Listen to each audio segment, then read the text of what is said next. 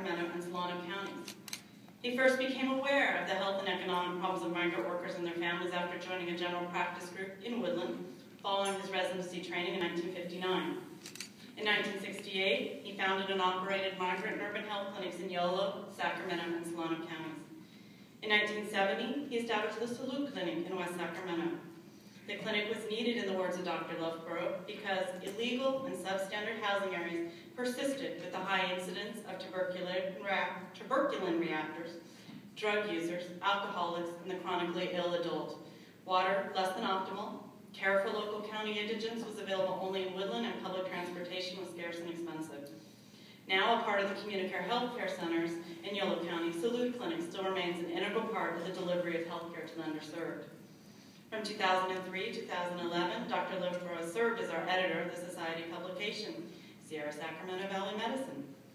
In his 8 years as editor, he has established a magazine that is the voice of our medical community.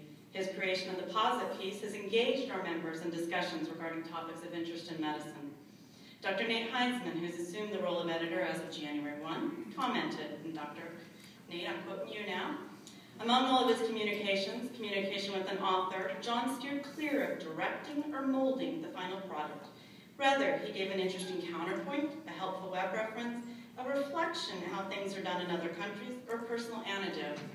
His reflections not only showed that he cares, but he also inspired writers to push themselves to new limits. In short, John made writing fun. As editor, Dr. Loofbourow created the SSVMS Medicine to be one of the only medical society magazines that is almost solely written, edited, and published by the members of the medical society.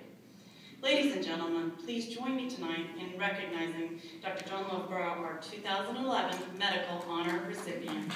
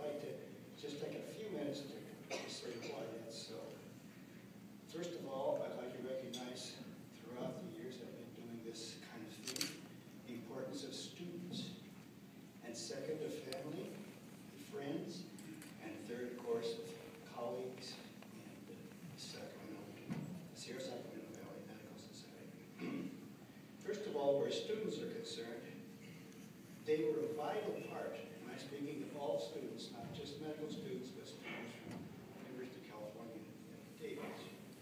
They were a vital part of everything that were done in this line. One undergraduate, to give you an example, prime example, came to work at Salute Clinic. Much of the work there was done by students, from the mailing to the fundraising and the rest. And it was a full office at that time. And I wanted to get an x-ray machine and have it donated. And the student said, well, why don't you establish a nonprofit corporation? I said, well, this student happened to be a lawyer. And within 3 days, he walked through somewhere in the hinterlands of the government. And then went with a nonprofit corporation status, and we got an x-ray. That x-ray machine donated. That student's name was Paul Hahn. So students all the way along have been loyal to everything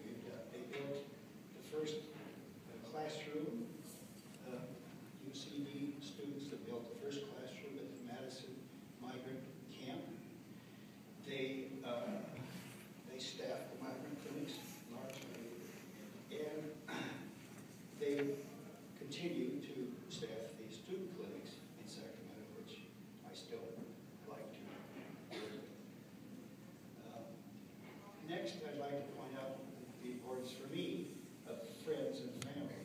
I have family here at this table, and I'd like to introduce you to my wife, without whom I probably would not be sane, Liliana.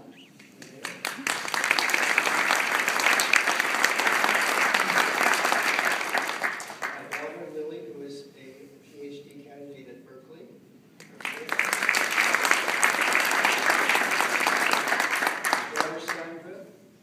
San Francisco, where she dances tango and teaches tango and has the illusion that she is an expatriate from Buenos Aires.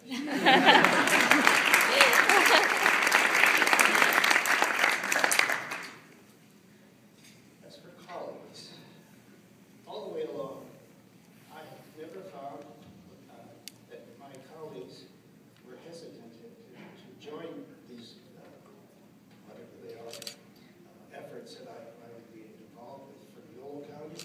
They were always very helpful. And it was actually a colleague that started me on this. I was in practice in Woodland. I spoke Spanish. I had a lot of Spanish-speaking patients. But one day, a colleague showed me a list of 400, a little more than 400, migrant worker housing camps. They varied from the El Macero Ranch, 150 single men rooms and 10 or 12 family rooms, to small facilities where there are 1 or 2 migrant workers. But approximately 10,000 migrant workers came into Yolo County every year and went away. And that person was the incomparable Herbert Bauer. Where's Herbert? Herbert, you're here somewhere. Herbert?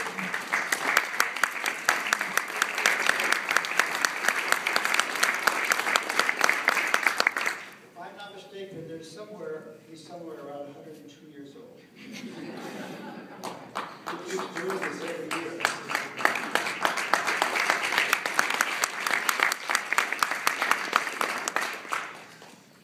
As to the Sierra Sacramento Medical Society, I retired approximately 10 years ago. And during my retirement, my most cherished professional privilege has been to edit your magazine. I have to, first of all, thank the staff, Kristen, Sally, and the whole staff for their instinctive assistance. I want to mention Melissa Darling, who is the webmaster for a very successful online magazine. If you haven't looked at it, you should. It's a quick way to look at what's coming in the magazine or what came in the magazine, because it's post-publication, by a few days. That's very active. And Ted Fortas, our former managing editor, who so nobly suffered at my hands, even though he is an unremitting Democrat. The board of directors. An editor likes to be contentious. The board of directors and the committee, my committee, and particularly Bill Sandberg, were always supportive and willing to try to keep me out of trouble. And they did. I'm so grateful for all that support. So that I would like to comment a little bit, just take a few minutes more of your time, to say that one of the greatest fortunes in my life is to be a physician. A physician has a passport to every nation, every time, every place, and every culture. A physician has a passkey to the life of others who confide in us for their innermost life, who confide to us their innermost life and temporarily consign to us their physical being.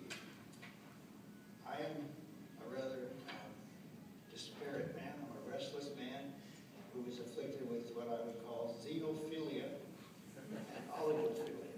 That is, I'm a person who is a generalist who hopes to, or pretends, to do something of everything rather than everything